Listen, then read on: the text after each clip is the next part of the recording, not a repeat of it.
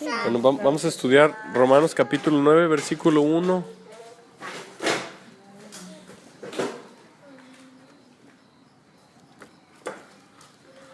Pablo, aquí está, mira, mira. Pablito, aquí hay. Aquí te los puse, mi amor, en tu lotito. Ahí te los puse. Gracias. De nada.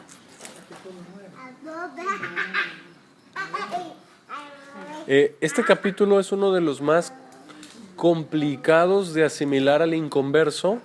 Muchos ateos tienen grandes problemas con este capítulo porque este capítulo tiene poderosas verdades de Dios, de la persona de Dios, que el inconverso, el nuevo creyente, no puede asimilar o no puede aceptar. El grande problema de los ateos que ellos no quieren aceptar es que Dios es soberano. Dios es soberano. Entonces, ¿qué significa que Dios es soberano? Ustedes saben, ¿qué significa soberanía? Dios es un Dios viviente, Dios está vivo, Dios es una persona. No es como dicen los hindús, que es un todo, es un ente, es como la naturaleza. No, Dios es un ser vivo, es una persona con quien puedes hablar, que tiene alma. Dios tiene alma. Dios tiene entendimiento, Dios ama, Dios aborrece, Dios tiene amor, Dios tiene ira. Dios es una persona soberana. Es Trinidad, Dios, Padre, Hijo y Espíritu Santo. Pero dentro de este capítulo, de lo más importante que enmarca es la soberanía de Dios. ¿Alguien sabe qué significa soberano?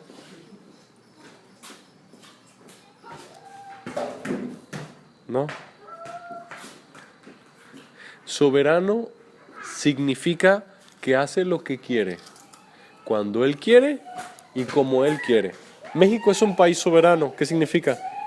Que en México podemos usar nuestros bosques como queramos, podemos usar nuestros mares como queramos, podemos usar nuestros recursos naturales como queramos, ¿verdad? Los peces, los minerales, el campo. México es un país soberano. México se rige a sí mismo. México pone sus propias leyes. México pone su propia legislación. México es un país soberano. Y Dios es un Dios soberano. Dios hace lo que quiere, cuando quiere y como Él quiere y en el tiempo que Él quiere, ¿verdad? Mucha gente no quiere aceptar esto, que Dios sea un Dios soberano. No quiere aceptar esto mucha gente. ¿Por qué se murió mi hijo? ¿Por qué se murió mi mamá? ¿Por qué este accidente? No lo pueden entender, no lo comprenden. Dios es soberano. Y a Dios no se le cuestiona. A Dios no se le cuestiona. Y este capítulo 9 de Romanos es uno de los capítulos que enmarca que Dios tiene misericordia de quien Él quiere tener misericordia. Y Dios endurece a quien Él quiere endurecer. Es muy impresionante este capítulo porque nos narra, nos muestra una de esas facetas de Dios todopoderoso, soberano, que hace lo que Él quiere.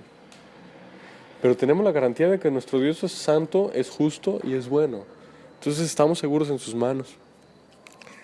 Romanos 9:1 dice: verdad digo en Cristo y no miento, y mi conciencia me da testimonio en el Espíritu Santo.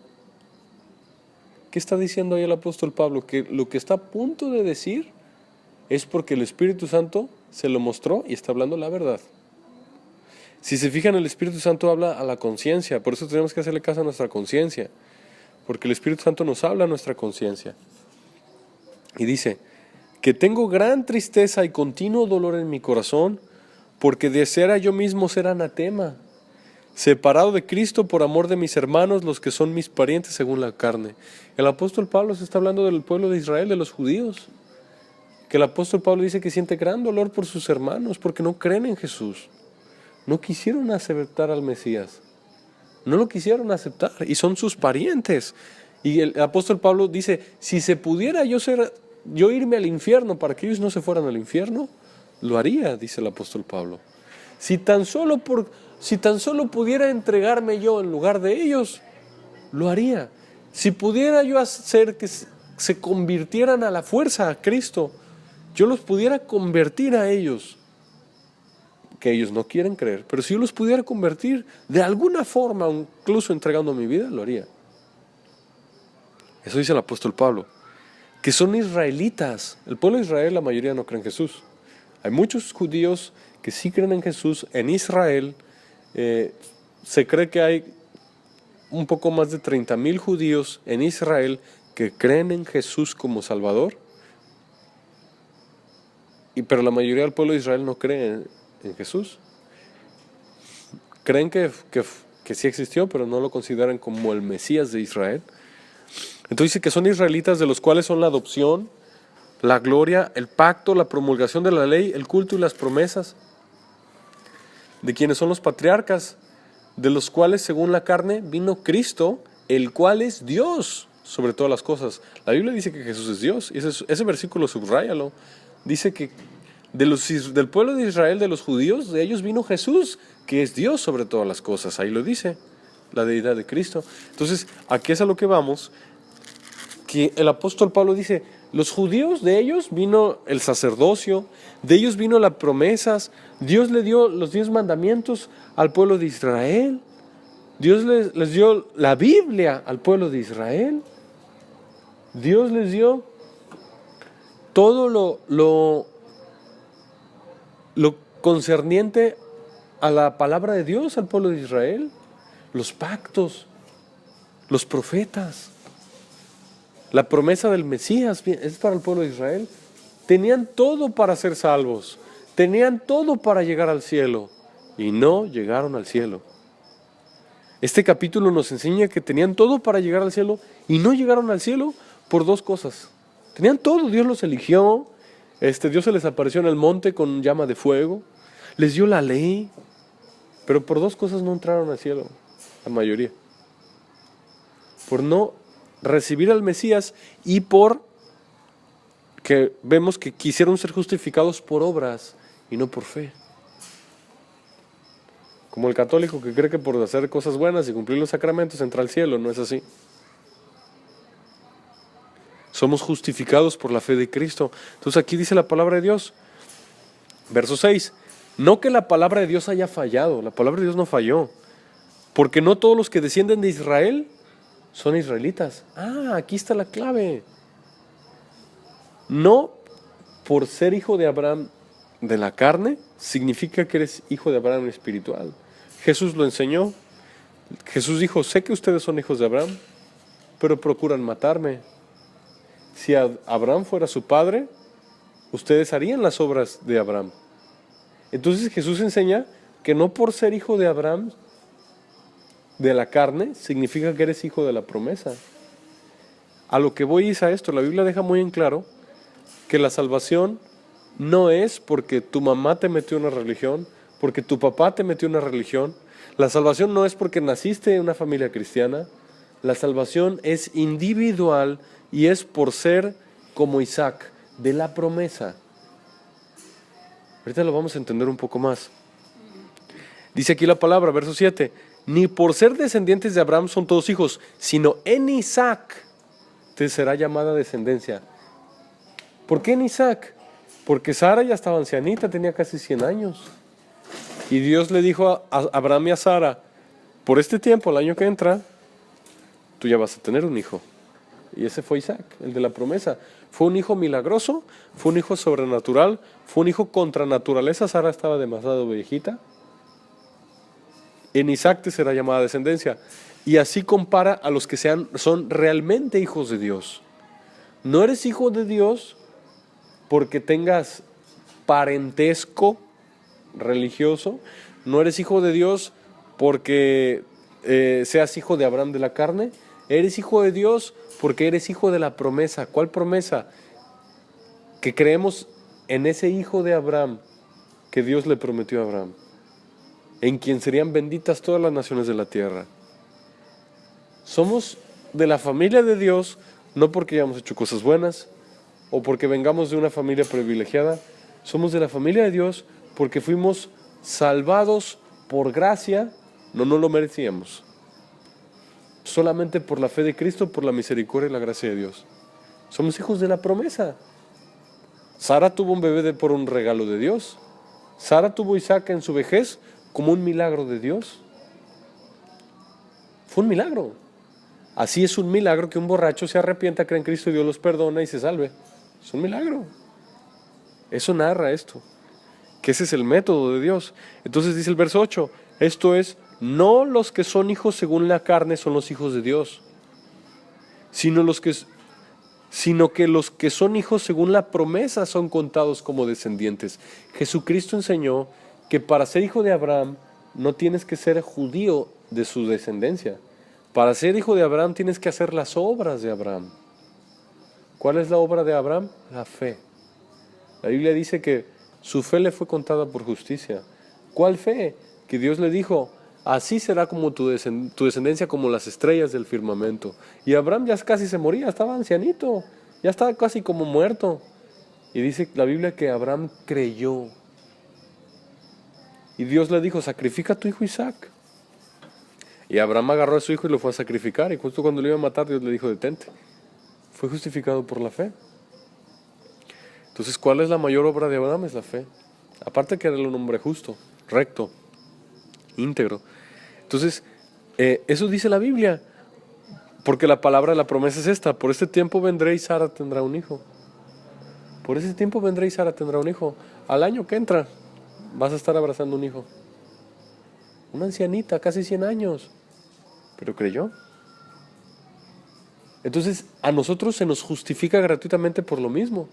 Se nos pide a nosotros que creamos que hace 2000 años y cachito, Dios Hijo, porque Jesús es Dios Hijo, parte de la Trinidad, pero es Dios, 100% Dios, se vistió de carne, vivió la vida perfecta que nosotros no pudimos vivir, murió muerte de cruz y resucitó. Y por eso que resucitó, nosotros podemos ser salvos. Entonces estamos creyendo un mensaje bien loco. La Biblia dice que el Evangelio es una locura. Creemos que literalmente Dios vino hace 2000 años y pisó la tierra y llevó nuestros pecados en la cruz, derramó su sangre para que nosotros podamos ser salvos. Para creer ese mensaje necesitas tener fe. Y la fe es una locura para el mundo. La Biblia dice que Dios decidió salvar por la locura de la predicación. Es una locura. Creer que Abraham creyera que estando así ancianito iba a tener más hijos que las estrellas del cielo, eso tenía que tener mucha fe en Dios. Pero la tuvo y eso a Dios le gustó.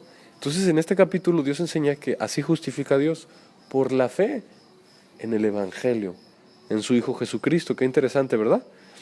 Y Sara recibió fuerzas para concebir y nació Isaac y se cumplió lo que Dios dijo. Se cumplió.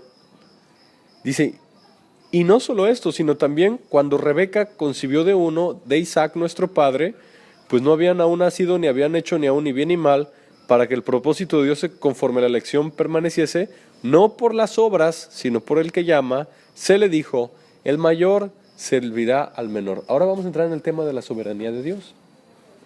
Antes de que nacieran Esaú y Jacob, en la pancita de su mamá, de Rebeca era esposa de Isaac, antes de que nacieran Dios dijo, el mayor va a servir al menor. No había nacido. Y también dice Dios, amé a Jacob y aborrecí a Esaú. Antes de que nacieran, Dios ya había dicho que él aborreció a un bebé que no había nacido aún. ¿Por qué dijo Dios eso? ¿Por qué Dios aborreció a Esaú antes de que Esaú naciera? La Biblia dice que Dios nos predestinó desde antes de la fundación del mundo. Hay dos verdades que son paralelas y son verdades las dos. Nuestra mente humana es difícil que las asimile, pero son verdades las dos. La primera es que Dios aborreció a este bebé Esaú antes de que naciera. ¿Dios puede aborrecer a un bebé antes de que nazca? Sí.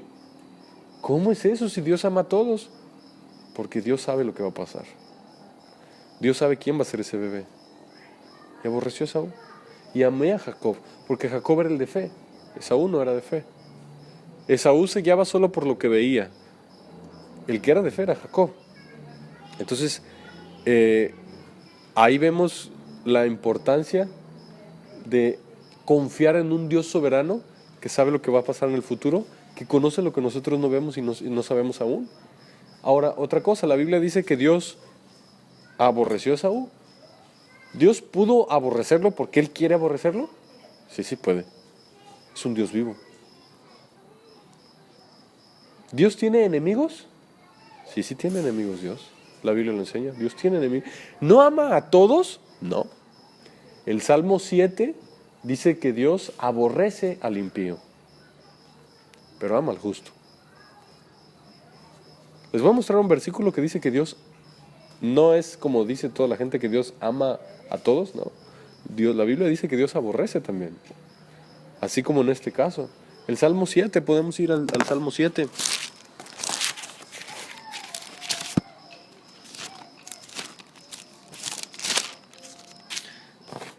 Salmo 7, verso 11 dice, ¿ya lo tienen? Dios es juez justo y Dios está airado contra el impío. ¿Qué significa airado? Significa enojado. ¿Dios ama a todos? La Biblia dice que Dios está enojado contra el impío todos los días. Si no se arrepiente, Él afilará su espada. Armado tiene ya su arco y lo ha preparado. Asimismo ha preparado armas de muerte y ha labrado saetas ardientes. Les voy a mostrar otro verso que dice que Dios aborrece, odia, el Dios vivo, odia a los malos. Salmo 5:5 dice, los insensatos no estarán delante de tus ojos, aborreces a todos los que ¿qué? Hacen iniquidad. ¿Dios ama a los malos? Los ama en cuestión de que les alarga la vida para que se arrepientan y no mandarlos al infierno. En esa cuestión sí los ama. Pero la Biblia dice que aborrece al que hace iniquidad. Aborrece Dios al malo. Entonces, ¿Dios ama a todos? Bueno, los ama en cuestión de misericordia, que quiere que se arrepientan para que se salven. Pero la Biblia dice que también Dios los aborrece. Y aquí el Dios soberano es un Dios que ama, pero también es un Dios que aborrece. La Biblia dice que Dios es quien mata y Dios es quien da vida. Judá tuvo varios hijos y la Biblia dice que Dios mató a uno de los hijos de Judá porque lo aborreció. Y la Biblia dice que Dios fue quien lo mató. Entonces, el incrédulo no puede aceptar un Dios soberano que puede amar y puede aborrecer. Pero nuestro Dios lo hace. Pero nuestro Dios siempre lo hace en justicia. Dios ya sabe el principio. Dios ya sabe el final desde el principio. Entonces, vemos en la Escritura cómo Dios amó a Jacob y aborreció a Esaú. ¿Quién fue Jacob? Pues Jacob es todo el linaje de Israel también. ¿Quién fue Esaú? Pues de Esaú salieron muchos pueblos paganos. Muchos pueblos paganos salieron de Esaú. Y Dios los aborreció y los borró a esos pueblos paganos de sobre la faz de la tierra. Este capítulo es uno de los capítulos que mucha gente no quiere aceptar. Porque vamos a ver más cosas como Dios dice, yo muestro misericordia a quien quiero mostrar misericordia y yo endurezco a quien yo quiero endurecer. ¿Sabías tú que nosotros podemos estarle predicando a alguien que no quiere hacer caso y no se quiere arrepentir? Porque puede ser que Dios se haya enojado tanto con esa persona que lo entregó a endurecimiento y ya no se va a poder arrepentir nunca. ¿Tú sabías que la Biblia enseña que uno de los castigos de Dios es endurecimiento de corazón para que ya no se pueda arrepentir? Como no quisieron el Evangelio y se endurecieron a la primera, entonces Dios los entrega endurecimiento para que ya nunca se puedan arrepentir. Eso es un castigo que está en la Biblia, Dios lo puede hacer. Dios endureció a Faraón. La Biblia dice que Dios fue quien lo endureció y Faraón murió sin arrepentirse. Se lo llevó el agua. La Biblia dice que a Faraón se lo llevó también el agua del mar. Cuando Moisés abrió el mar y Faraón entró, el agua lo cubrió. ¿Quién fue quien endureció a Faraón? ¿Quién fue? Fue Dios. ¿Dios estaba enojado con Faraón? Sí. ¿Cómo? Si Dios es un Dios de amor. Pero la Biblia dice que con Dios no se juega. Dios es un Dios de amor, pero nuestro Dios tiene tratos con las personas. Nuestro Dios trata con las personas. Vamos a seguir leyendo. Dice aquí, Romanos 9:13 dice, verso 14, perdón, dice, ¿qué pues diremos? ¿Que hay injusticia en Dios? ¿Dios es injusto? ¿Qué dice ese verso? En ninguna manera. Vamos a leerlo todos, verso 14. ¿Qué pues diremos?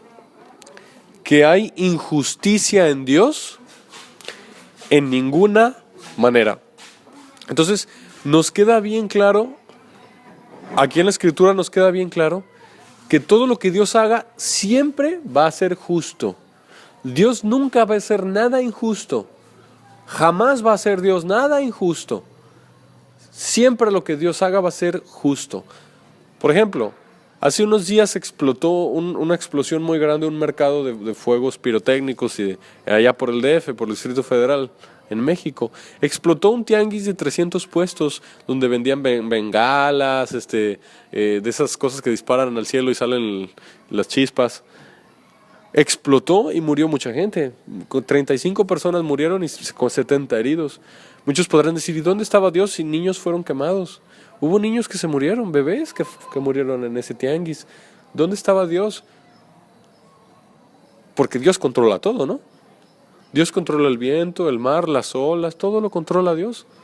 Mucha gente pudo haber dicho, ¿Dios fue injusto que permitió que en esa explosión murieran niños? No, Dios todo lo hace por una razón.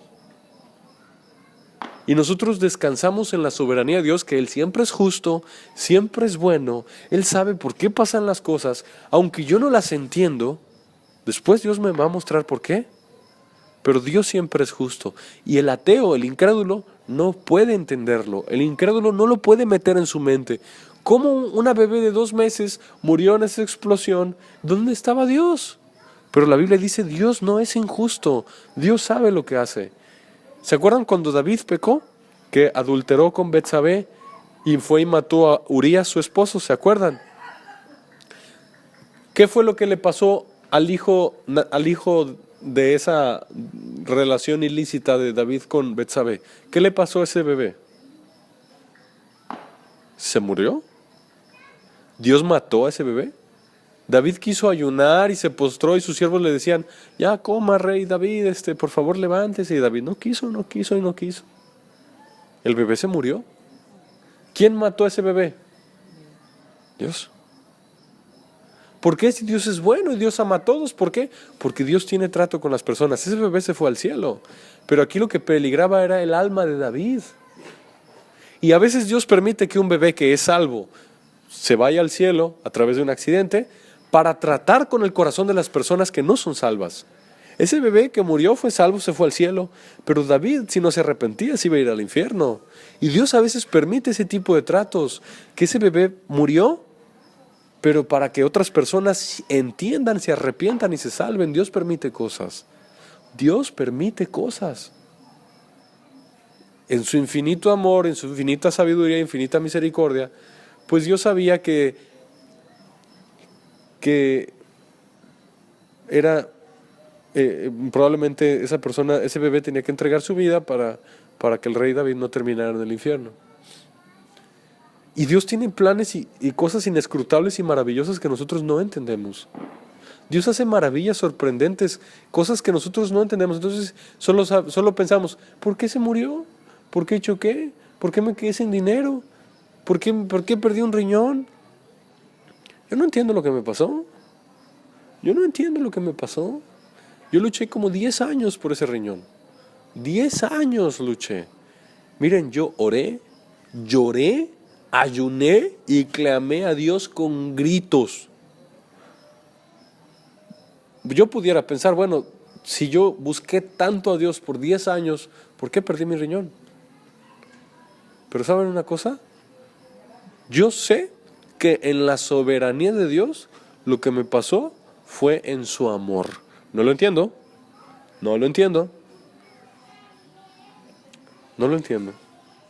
Pero sé que fue en su amor. ¿Algún plan tiene? ¿Está tratando conmigo? Quizá. Gracias a Dios que está tratando conmigo. ¿Me está disciplinando? Tal vez. Gloria a Dios, qué bueno, porque eso significa que sí soy hijo de Dios. La Biblia dice que si Dios te disciplina es evidencia de que sí eres salvo. Gloria a Dios, qué bueno. Si se manifiesta su trato en mi vida, eso es una buena señal. Ese tipo de cosas que nosotros no entendemos. Dios es soberano. Hay un científico famoso que está en una silla de ruedas que no puede hablar. Está todo chuequito. Ese Stephen Hawking. Stephen Hawking, lo más probable es que no crea en Dios porque él está enojado contra Dios porque sufrió mucho en su vida. Tuvo una enfermedad desde chiquito que lo paralizó y no puede hablar.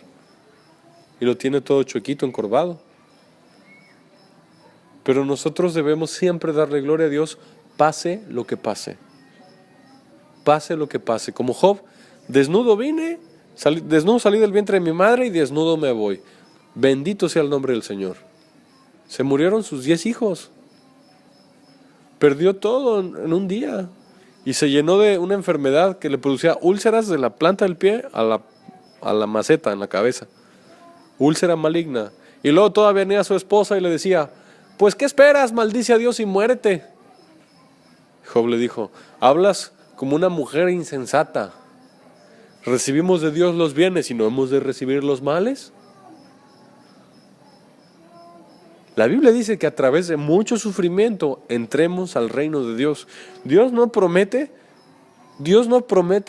que vamos a llegar al cielo en carros caros, en casas grandes, con alberca, que nos vaya muy bien. No, Jesús prometió tribulación. Dijo, en este mundo tendréis aflicción, pero confiad, yo he vencido al mundo. Y ese es un Dios soberano, que en la vida nos prueba, trata con nosotros, trata con nuestro corazón. En la vida nos prueba, fuertemente nos prueba, pero porque la Biblia nos da el consuelo, dice, esta breve tribulación momentánea produce en nosotros un cada vez más excelente y eterno peso de gloria. Así dice la Biblia. Todo lo que nos pasa es una breve tribulación momentánea que produce en nosotros un cada vez más excelente y eterno peso de gloria. ¿Ustedes saben cuánto me costó la operación? Como 60,000 pesos. Yo no tengo ese dinero. Yo ya pasé por 4 cirugías. Yo me hubiera podido comprar un carro nuevo con todo lo que he pagado. Y vaya que he sufrido. No lo entiendo. Sé que Dios está conmigo, me lo ha dicho muchas veces. Sé que Dios está conmigo y sé que me lleva de la mano. He sufrido mucho. Dicen que ese tipo de cirugías son las más dolorosas. Tú no sabes lo que es tener una manguera que sale por tu panza y se te mete hasta las tripas y te la sacan y es como de 30 centímetros de largo. No lo entiendo. La Biblia enseña que el apóstol Pablo tenía una enfermedad del cuerpo, en los ojos. El apóstol está enfermo de los ojos. El mismo apóstol. Y llegó con una enfermedad del cuerpo a predicarle a los Gálatas, a los de Galacia. Y dice, yo tenía esta enfermedad en mi cuerpo y ustedes me recibieron como un ángel de Dios.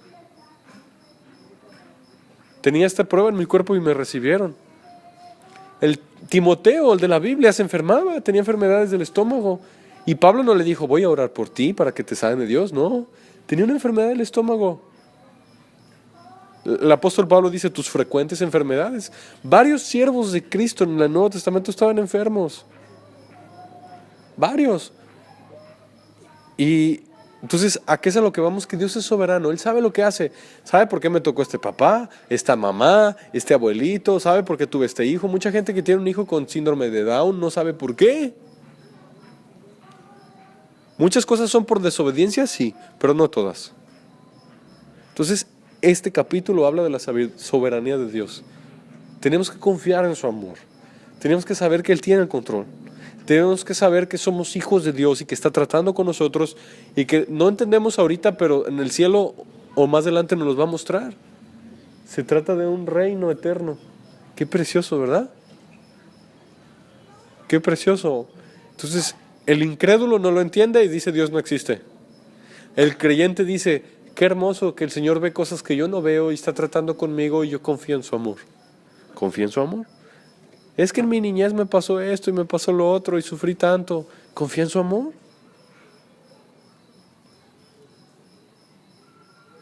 Mucha gente salió de drogas porque desde su niñez tuvo un papá golpeador, sufrió mucho, abusaron de él, Y fue narcotraficante y terminó en la cárcel. En la cárcel le predicaron de Cristo. Y se pregunta, bueno, ¿por qué Dios permitió tanto dolor en mi vida?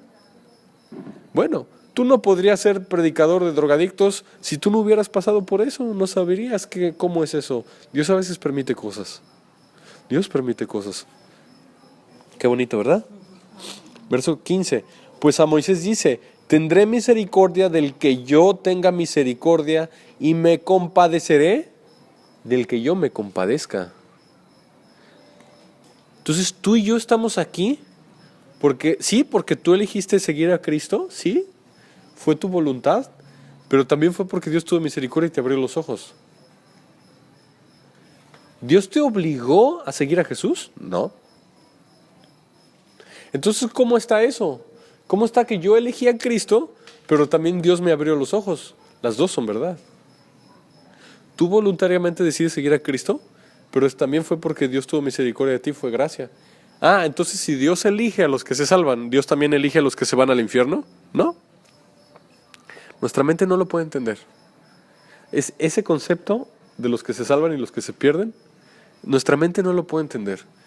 La Biblia enseña que Dios sí elige a los que se salvan, los predestinados, la predestinación sí existe, pero la Biblia enseña que también Dios no quiere que nadie se vaya al infierno. Dios no quiere que nadie se pierda. Entonces, ¿cómo conciliamos esas dos ideas? De que yo vengo a Cristo, pero al mismo tiempo fue Dios quien me trajo, y Dios elige a los que se salvan, pero al mismo tiempo Dios no quiere que nadie se pierda. Entonces, ¿por qué no elige a todos para que se salven? La respuesta está en que Dios ya sabe el futuro. Dios ya sabe quién sí le iba a amar y quién no. Esto se llama la presciencia de Dios. Somos predestinados. Antes de que el mundo fuera hecho, Dios ya nos conoció y nos amó. Los calvinistas son los que dicen salvo siempre salvo, que la salvación no la puedes perder, y eso es mentira si se pierde la salvación. Dicen Dios te eligió y hagas lo que hagas, no te puedes perder. Eso dicen ellos y no es cierto. Jesús enseñó que los escogidos pueden ser engañados también.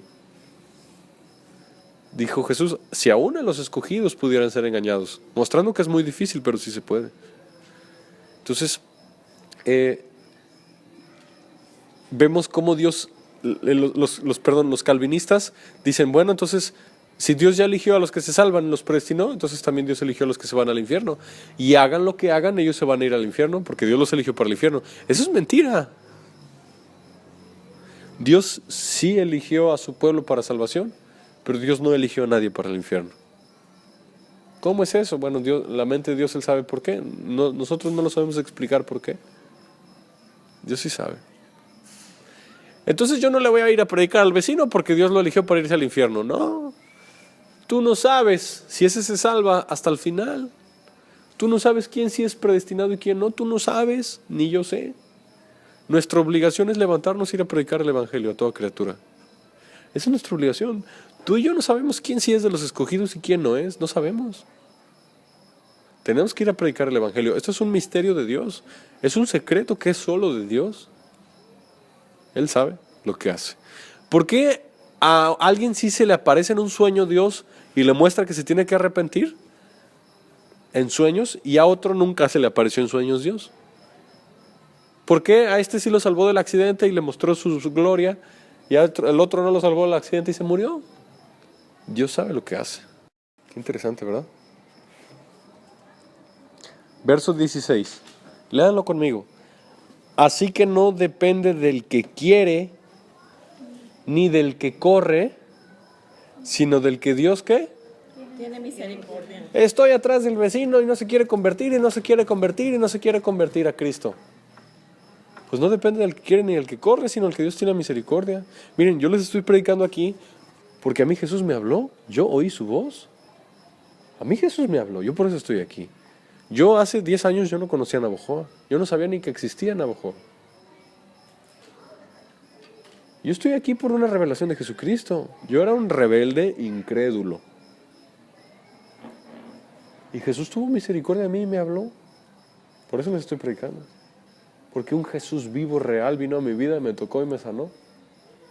Y me salvó. Y les aseguro que a muchos de ustedes les pasó algo similar. ¿Y por qué no le pasa eso a todos? Para que todos se conviertan. Dios sabe por qué. Jesús enseña que a todos los que se le predica el Evangelio, hay unos que son dignos y otros que no son dignos. Nosotros no sabemos quién sí es digno y quién no, tenemos que predicarle a todos, pero Dios sabe quién sí es y quién no es, en su amor y en su misericordia.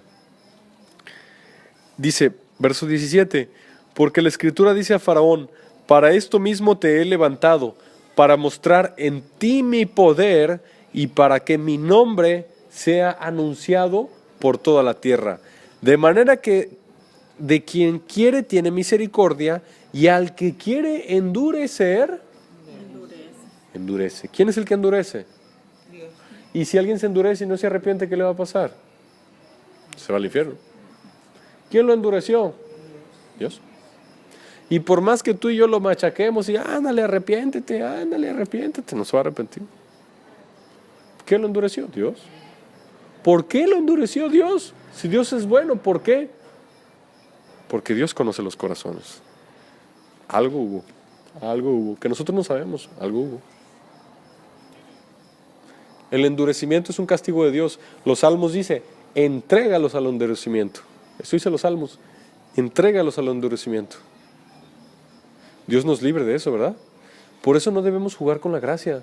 Por eso no se juega a ser cristianito y andarse emborrachándose, ser cristianito y andar fumando, ser cristianito y andar robando, ser cristianito y andar adulterando, ser cristianito y andar en pornografía, ser cristianito y andar en drogas, ser cristianito y andar robando, mintiendo, etc. No se juega al cristiano, porque en una de esas Dios te entrega el endurecimiento. Y ya no te puedes arrepentir, aunque quieras. Por eso no se juega con Dios. En una de esas, Dios hace que ya no te puedas arrepentir. No te quieres arrepentir, ahora no te vas a poder arrepentir nunca. Eso lo enseña la Biblia. Mucha gente dice, es que mientras haya vida hay oportunidad. Eso no enseña la Biblia. Hay un salmo que dice, entrégalos al endurecimiento.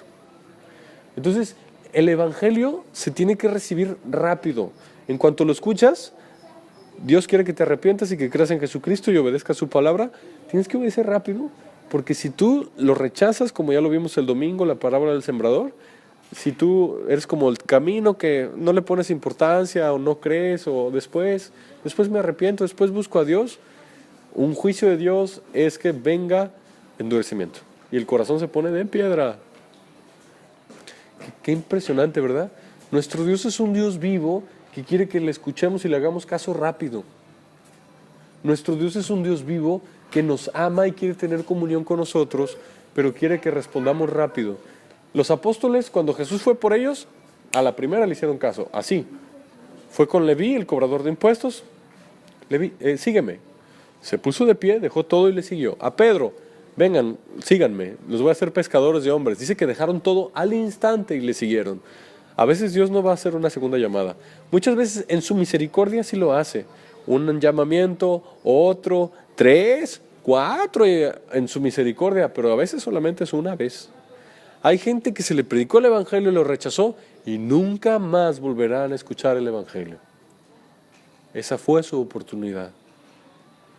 Estamos hablando de un Dios vivo que nos invita por amor cuando envió a su Hijo y derramó su sangre preciosa, y Él espera que de nosotros sea amor también para con Él, ¿verdad? Verso 19, pero dirás, ¿por qué pues sin culpa? Porque ¿quién ha resistido su voluntad? Mas antes, oh hombre, ¿quién eres tú para que alterques con Dios? Dirá el vaso del barro al que lo formó, ¿por qué me has hecho así? ¿O no tiene potestad el alfarero sobre el barro para hacer de la misma masa un vaso para honra y otro para deshonra? ¿Y qué si Dios, queriendo mostrar su ira y hacer notorio su poder, soportó con mucha paciencia los vasos de ira preparados para destrucción, y para hacer notorias las riquezas de su gloria, las mostró para con los vasos de misericordia que Él preparó de antemano para gloria? A los cuales también ha llamado, esto es, a nosotros, no solo de los judíos, sino también de los gentiles. Dios tiene vasos de ira y vasos de honra y de gloria. Qué interesante, ¿verdad? Imagínate que llega el alfarero y ve mucho barro tirado. Ese barro somos nosotros, pecadores, rebeldes, incrédulos, que vamos rumbo a condenación. Lo merecemos, Dios, por justicia lo merecemos, hemos hecho lo malo, merecemos el juicio de Dios. Pero Dios en su misericordia toma parte de ese barro y nos da forma y nos hace herederos de su reino. Por pura gracia, eso fue lo que hizo. Nos vio, nos amó y por pura gracia, vente para acá, tú eres mío. Eso fue lo que hizo Dios. Para que yo me convirtiera, me mandó una persona de Veracruz. Para que yo me convirtiera, me pagó un viaje a Veracruz. Fui hasta Veracruz y allá mandó una chava que me predicó de Cristo. En una plaza. En un restaurante, creo que fue afuera de un McDonald's. Fue pura misericordia que me llegara un dinero, me mandaran hasta allá, y es por un congreso de mi carrera, y me predicara la palabra. Dios puso todo para que eso pasara. Y esa chava que me predicó a mí, yo no la conocí, fue porque un compañero de mi carrera la conoció y estaban comiendo juntos y yo me acerqué a comer con ellos. Dios preparó todo. Y cuando me predicó, la presencia de Dios bajó con una electricidad que se asustó mi compañero de carrera. Dijo, ¿qué es eso? Dijo. Y ella dijo, es la presencia de Dios. ¿Por qué Dios a unos sí les pasan esas cosas y a otras no? Porque Dios nos eligió por su misericordia para salvación. Por su misericordia para salvación. Ese tipo de cosas, porque somos escogidos por amor, no nos lo merecemos. No hicimos nada para lograrlo, por su puro amor. No somos especiales, no somos los mejores. Al contrario, somos lo vil y menospreciado. Esa es misericordia y gracia. Eso es la gracia. Ya casi acabamos, dice la palabra.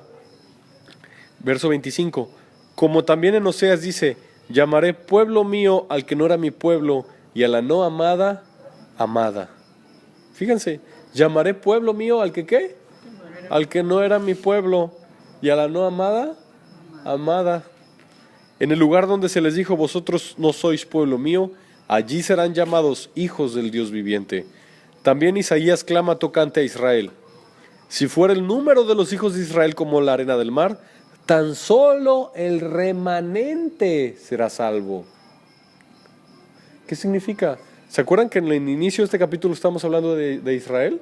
Que el apóstol Pablo sentía dolor por los judíos porque no eran salvos.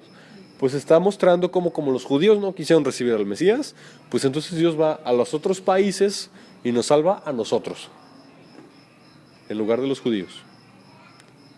Y eso le duele en su corazón al apóstol Pablo. A la no amada, nosotros éramos la no amada, ahora somos la amada. Nosotros no éramos su pueblo, ahora somos su pueblo. Porque los judíos no quisieron creer. Aunque hay muchos judíos que sí se convirtieron como Pablo. Entonces, dice, solo el remanente será salvo. Un puñito de todo el mar, de toda la arena de la playa, solo un puñito será salvo. De toda la humanidad, tú tienes que gozarte en la palabra de Dios, gozarte del Señor, porque de toda la humanidad, tú fuiste de ese puñito.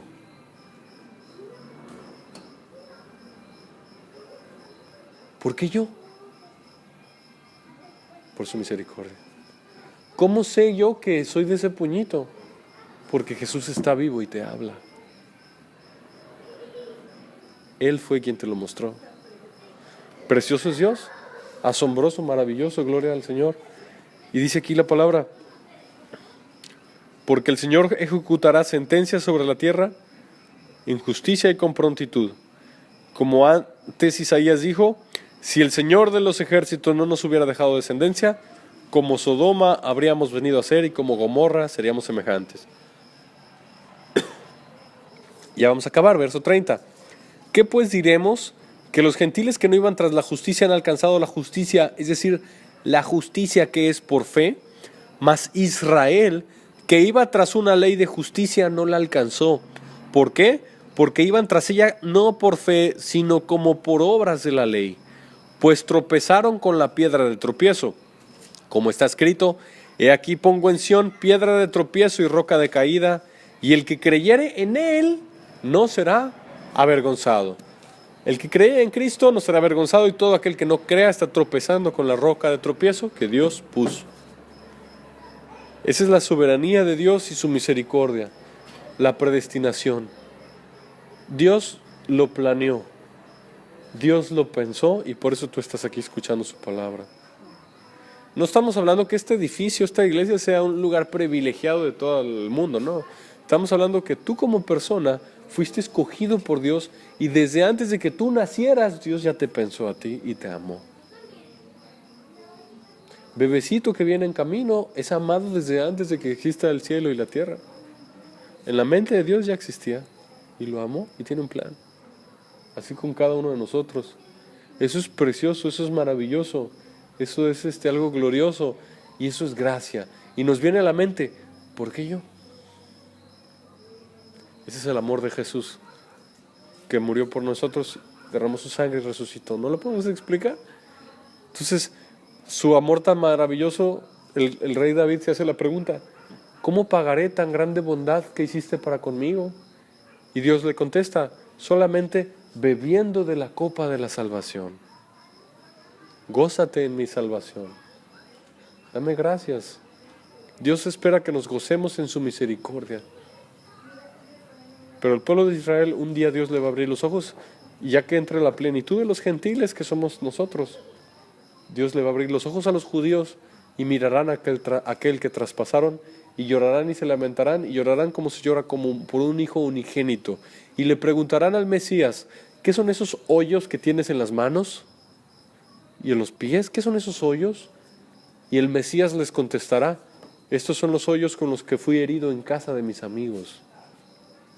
Y les dirá quién es Jesús. Padre Celestial, gracias Dios por esta palabra tan bonita que nos dejaste estudiar, Señor. Gracias por este amor tan grande que nos muestras que tú nos amaste, tú nos predestinaste, tú nos escogiste, Padre Santo, para salvación. Gracias, Señor, perdónanos de todos nuestros pecados y ayúdanos a ser de fe y saber que este mensaje se retiene por fe, Señor. Por fe somos salvos, por la fe en Jesucristo. Gracias, Padre, por esta salvación tan grande que nos concedes y que antes éramos la no amada, pero ahora somos la amada. Antes no éramos pueblo tuyo, pero ahora sí somos pueblo tuyo. Antes no éramos tus hijos, pero ahora fuimos adoptados hijos tuyos por medio de la fe en Jesucristo y somos hijos de Abraham porque somos hijos de la promesa. Bendito seas, Padre amado, te amamos en el nombre de Jesús. Amén.